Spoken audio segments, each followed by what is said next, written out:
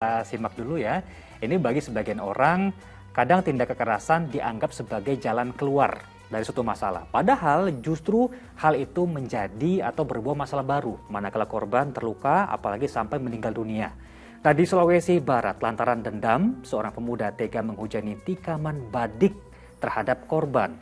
Peristiwa maut di sebuah warung game online itu terekam CCTV.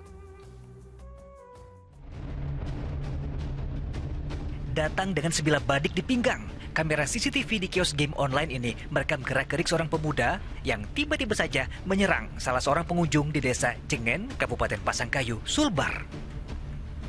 Korban yang berusaha kabur tak kuasa dan terus dihujani tikaman hingga tewas, terutama oleh luka di dada.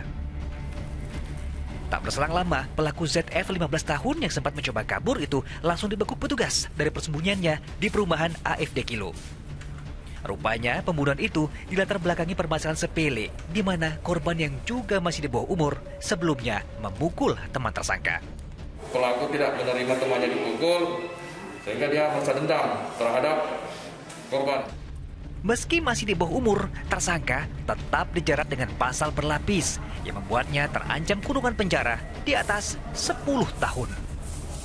Edi Junaidi melaporkan dari Pasangkayu, Sulawesi Barat. Nah, itu dia Ustaz ya, pelaku yang notabene masih di bawah umur tega melakukan aksi keji kepada remaja yang ternyata ia kenal. Ustaz, ternyata motif pelaku tadi adalah dendam dan mungkin karena masih remaja ia tidak bisa mengontrol emosi, lantas menggebu-gebu tanpa pikir panjang langsung melakukan tindak penyerangan begitu ya, yang membuat dia harus berakhir di jeruji besi. Bagaimana Ustaz melihat perilaku dendam seperti ini? Ya, Mas Jemi, dendam dalam bahasa Arab al-intiqam, yaitu perbuatan ingin melampiaskan emosinya atas perbuatan dari orang lain. Misalnya ia diperlakukan tidak baik, ia ingin pula memperlakukan orang yang memperlakukan tidak baik dengan perlakuan yang semisal atau lebih berat lagi, namanya adalah dendam. Dan dendam dikatakan oleh Imam Ghazali sebagai penyakit hati yang paling buruk. Karenanya Allah Subhanahu wa Ta'ala mengingatkan ada dua hal. Pertama, kalau kita mendapatkan kebaikan dari orang, balaslah kebaikan itu dengan yang lebih baik. Namun kalau kita diperlakukan buruk oleh orang, maka solusinya adalah kita memaafkan atau kita balas dengan kebaikan. Dalam pepatah sering dikatakan, ya orang melempar mangga, tapi mangga memberikan kepada yang melemparnya. Wa jazaa'u sayyi'atin sayyi'atun mithluha wadfa'il hasanah bisayyi'ah wadfa'is sayyi'ah bil hasan. Malah Allah menginginkan balaslah keburukan dari orang itu dengan kebaikan. Kenapa? Karena dengan kita berbuat baik, orang akan melihat kita adalah seorang yang memang baik.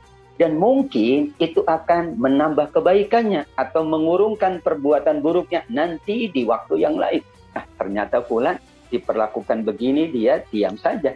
Dia tidak mau membalas. Maka mudah-mudahan ia akan mengurungkan niatnya untuk berbuat zalim, berbuat buruk di masa yang akan datang. Atau yang kedua, ketika kita balas dengan kebaikan, sebagaimana sabda Nabi SAW, tolonglah saudaramu yang berbuat jahat. Para sahabat bertanya, bagaimana kami menolong saudara kami yang berbuat jahat? Kata Nabi, cegahlah dia dari berbuat jahat, Anda sudah menolong saudaramu. Kita mencegah bisa jadi dengan kita bersikap baik. Namun kalau kita mendendam, kita membalas perilaku buruk orang lain, akan mengakibatkan keburukan, dan seterusnya keburukan. Artinya keburukannya tidak berhenti. Bahkan terjadilah apa yang diistilahkan dengan dendam kesumat. Kalau dendam kesumat, maka sampai kapanpun tidak ada solusi.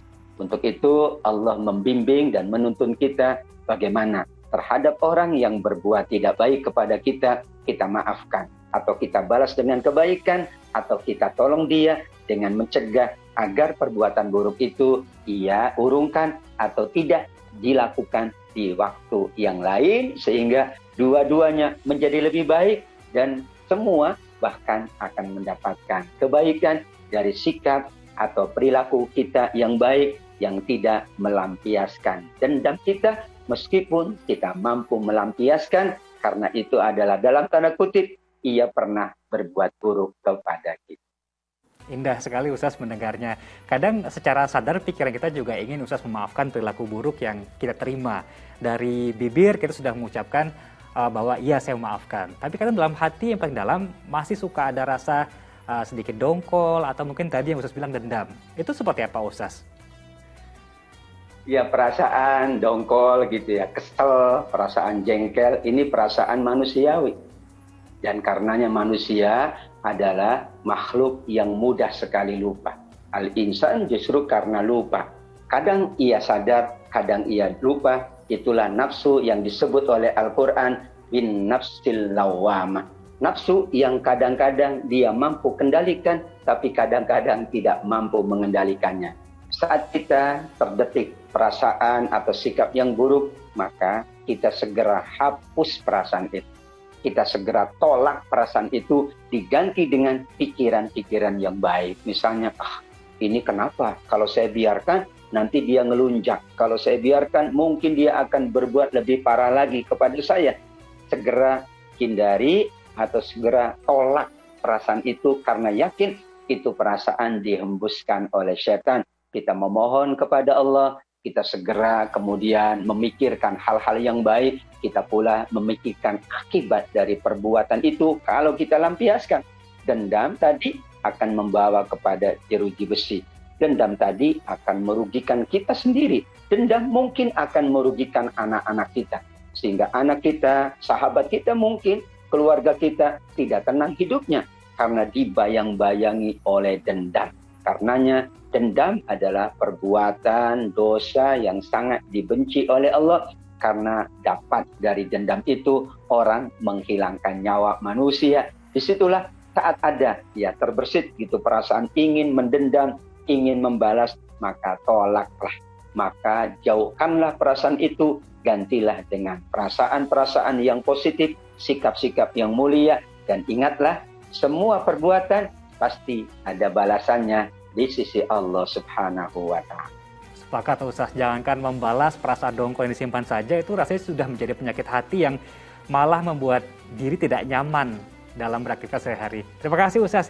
Kita lihat di tema berikutnya.